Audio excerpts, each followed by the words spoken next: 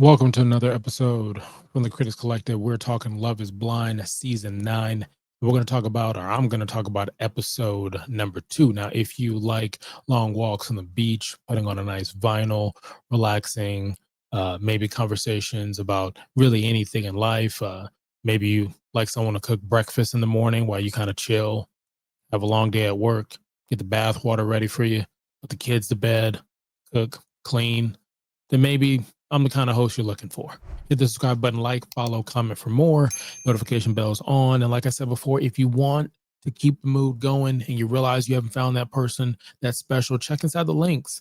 You might link up with a link that helps you in that area for whatever you're looking for. I'm just saying we get a nice little kickback and we appreciate it as always. So episode 2. Before I jump in episode 2, just some cliff notes or things that I might have missed in the previous one. Edmund cries. Okay, so Edmund is having a conversation with KB, and he finds a moment where he cries. And like I said in the first episode review or recap, there's something not right. And I respectfully, I don't mean with the individual. I mean something with the producers or whoever put this together, because I feel like the screening has allowed this person to come through, and I think they're going to take up, especially with social media being the way it is, I think they're setting themselves up, or maybe they're not, producers or whoever. Maybe I think it's the casting director, casting team. A lot of times it's like a third party agency that's a part of a show that casts, but there's something that is unfortunately going to bear weight on Edmund and I believe KB. And also it takes away from KB's experience, because I think in that moment where she's saying, it's okay, you can cry, I'm here for you, I think that takes away from what she's trying to do in this experiment and what she's trying to do in this journey. Now, I would also say what I've seen in the first episode is the emotional intelligence for the women, and at the same time, what feels, I guess, to me unfair, that the guys are having these moments of breakthrough, whether it's a passing of a family member or they're understanding where they're at in their personal lives or relationships, and the women are like, tell me more, but not tell me more like the tea or the gossip. It's like, tell me more. I'm going to be here. I want to be the shoulder for you to cry on. I'm going to be that ear that you need to hear or you need to listen. I'm going to just listen. And it's a safe place. This is a safe place. And what I saw in the last episode, the first episode, was when the men had the opportunity to return that, they didn't. Like, I was looking for key words where I think at one point I was waiting for someone to like just say the same phrases back, whether they meant it or not, and I just didn't see it. So going into episode 2, Ed and KB, once again, they're really connecting to each other. I think even without seeing each other, I think they have an understanding of either the vibe of the person across that lava wall that we see. And they're not the only ones that kind of do that. They're obviously, you're just going off of conversation, but you're also going over in your head, like voice and tone and certain mannerisms or catchphrases and stuff. And Ed has a big personality. He's loud. He holds on to words. He's more animated for sure than I think any other cast member, whether male or female. The only person I could think that may be kind of close to being as animated would be Anna, probably Madison, all the top of my head. So anywho, there's a conversation where KB basically says, hey, look, I'm fine with 50%. You know, I have these degrees. I want to go ahead and use these degrees. I'm fine with being the breadwinner, because she asked a question of, how do you feel about traditional marriage versus a non-traditional? And what she believes, at least if I picked it up right, is non-traditional, meaning that like I said before, hey, 50%, I could be the breadwinner. You could be the breadwinner. You could be this. You don't have to be the alpha. You know, there's a certain way that we can do this.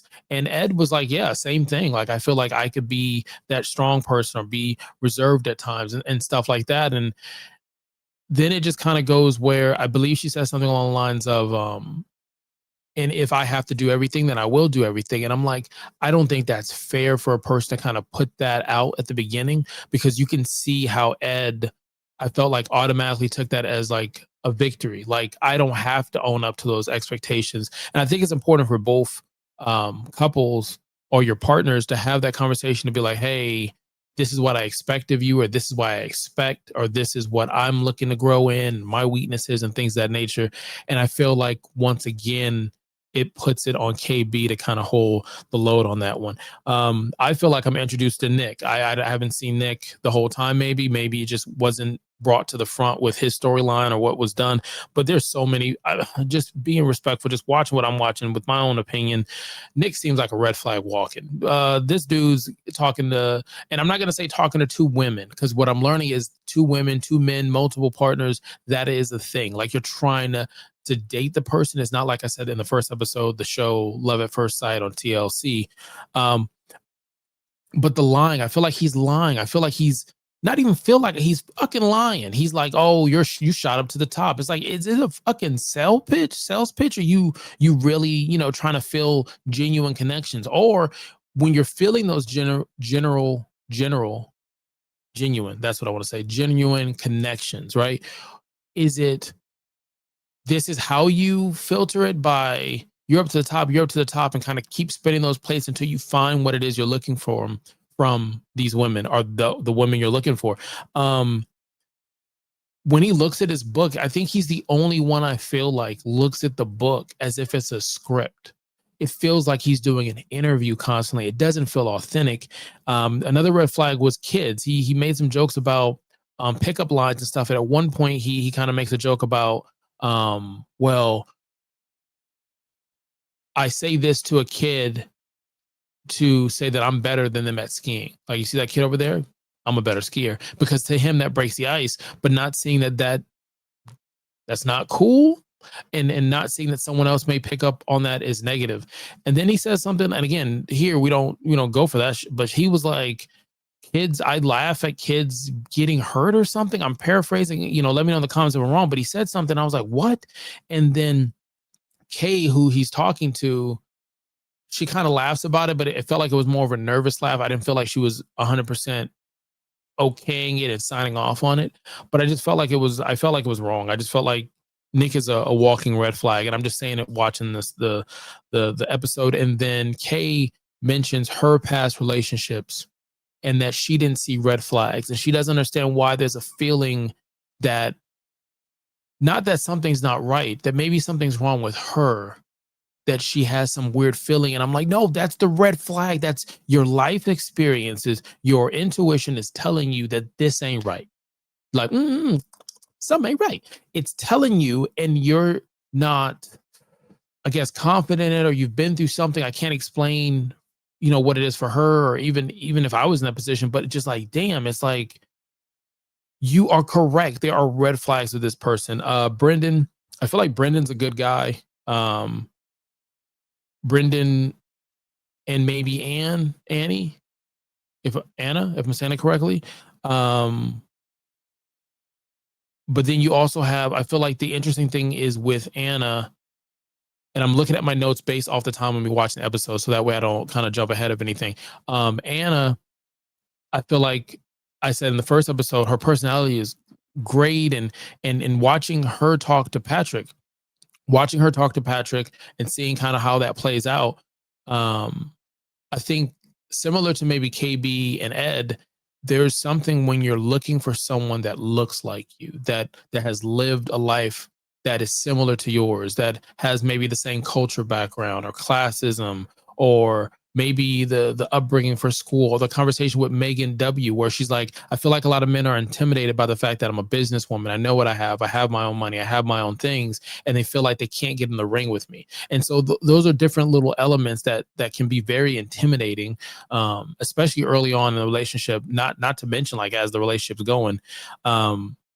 Ed at some point is kissing the floor, and I mentioned in the first part of the episode, like, Ed, how did he get on the show? And he's spinning around, like the guys are having deep conversation stuff, and he's just literally spinning around. I can't make this up. And I feel bad, because I feel like, man, that's gonna go viral, and for the wrong reasons. And KB is I think she's in this. I think she's genuinely getting feelings for Ed. I know Ed has feelings for her, because I think Ed really wants a sexual connection. When his conversations are always with the men in the men's quarters, his conversations are always about sex. Listen, don't get me wrong, sex is very important in a relationship, whether new or old. What you're into, what you're not into, body counts, whatever. It's a very important. What are you attracted to? But when he says it, I feel like there's a significant red flags in it, or beige flags, because I don't think he means it in a negative way. I just think that there's something that is going to fall apart, whether with him or him and KB. So we'll see what happens there. I saw the introduction of mini games. There was 2 mini games they were playing. At least I call them mini games. It was the I don't know what it's called, where you play with the fortune teller thing, like the girls used to make it in high school, pass it around, like pick a number, 1, 2, 3, color, place, or something, and they read your fortune or conversate. There was another one where they were playing with a campfire theme. It was like a campfire themed room, and they were doing scratch offs or something like that. And it was some cool conversation that was coming up. There was some things where like they said pick your mating sound. I thought it was hilarious because I'm like, I don't know what mating sound I would pick. But in the phrase mating sound, it's 100% a conversation to get you thinking about sex. And they really start pushing that on this episode, episode number 2. So I was like, man, what would be my mating sound? I feel like I'm not going to do it on here. I'm not going to do it on here, but I feel like my mating sound respectfully would have been like a moan, or a phrase where the eyes get, a little smoldering, and it's like, get in the car, Elizabeth. Get in the car. It would have been like a little phrase I would say, but I feel like a moan, not necessarily a grunt, but something would get that. That'll be it. I don't think I would howl or hit a panther's growl. Unless you want me to. I'm just saying. The other thing was seeing some of them having their top, and what I mean by that, their top pick. I didn't see that element. Again, I haven't watched all of these episodes. I don't know how this show works. And so I was like, oh, they're going to be cute together. Oh, they're going to be great. And someone's really like, I'm really, really feeling the Dad Panther. And then the next scene is, yeah, but they're not my top. My top is, and then they go into that connection they have that's a better connection or better attraction or whatever it is. And I'm like, oh, that's an element. And now I'm thinking in my head, can someone be left out? Can someone, because I don't know about eliminating anybody. I felt like there was a guy named Deo or something, IT guy. I've never seen that guy before. And there's more people in the show I think I'm missing, or unless they're sneaking him in the back door. I don't know. Anna, Blake. Well, I don't know if it's Anna and Blake, or is it Annie? I'm getting it confused based off my notes.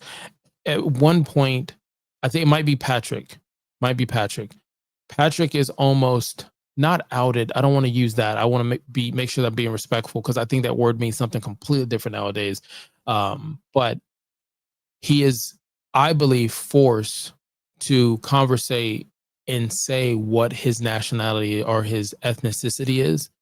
And he already said in the first episode, much like Anna did, and say like, he's Asian American and he's only dated white women, and he's like, he doesn't feel confident in his ability to attract. He doesn't feel confident in the culture. And so that conversation has happened.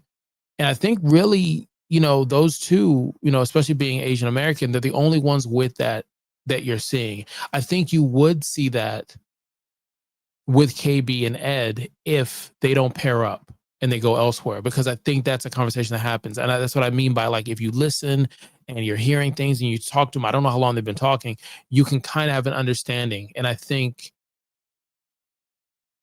it was really telling that when she asked, and I'm sorry, I'm just brain just gone, that he fumbled his words. He stopped. He had to grab composure. He was flipping the pages of his book. He's like, how do I tell this person what my background is?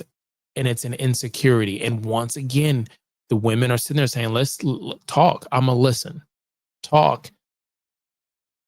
I'll be here for you for this. And it doesn't mean anything more than I'm going to listen to you. And I thought it was really cool. Once again, the woman just doing it. But I thought it was like, it was a tough moment. maybe again go with the whole idea there was more scenarios that happened, but women are killing it in this. Like, I think, matter of fact, I think Patrick said right after, he's like, for her to just know that there was something more of who I was and my background. Wow. And he couldn't believe it. It just caught him off guard. And I was like, yeah, the women are killing it. Like, and I just think that's by default. Like, they just see a different level that we, a lot of times, guys, we just don't see.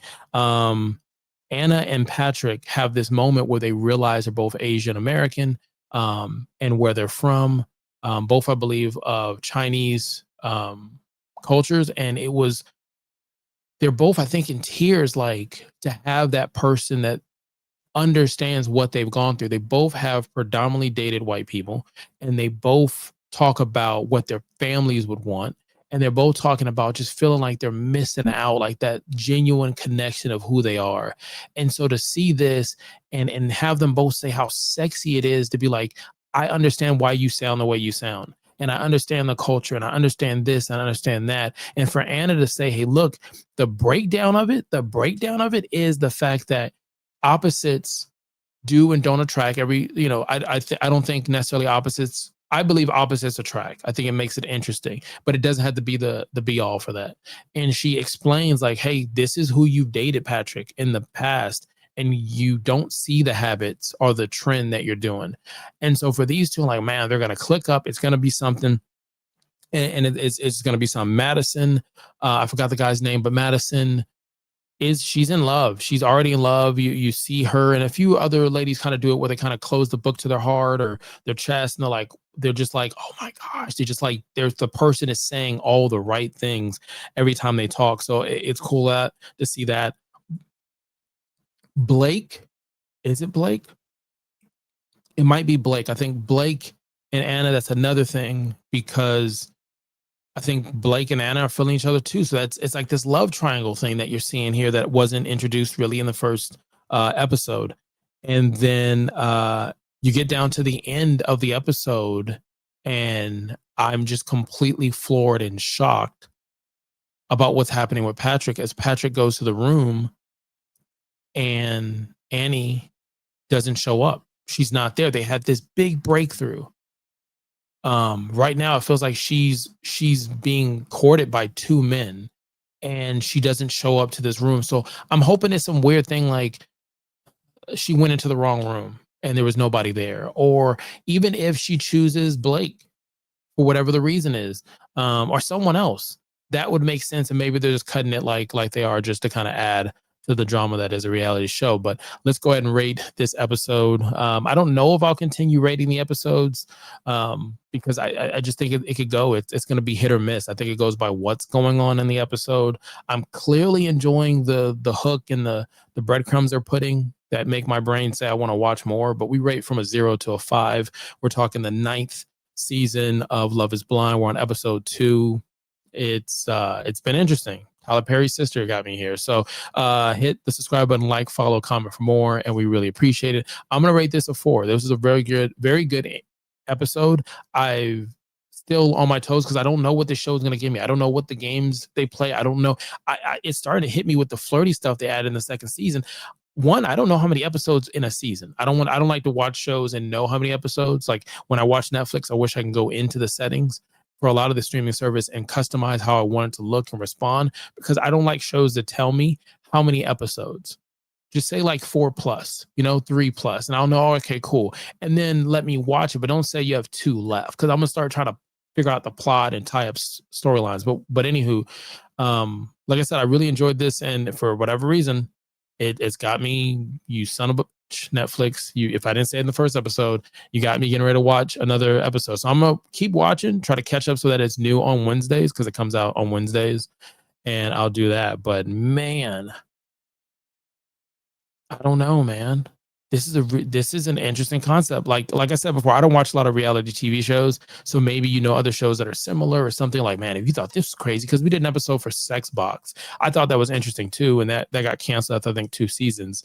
But if you got other shows, let us know in the comments if there's other shows or stuff that you'd like us to watch or whatnot. But man, you could have been anywhere in the world that you chose to be here. Until next time, kalika loud.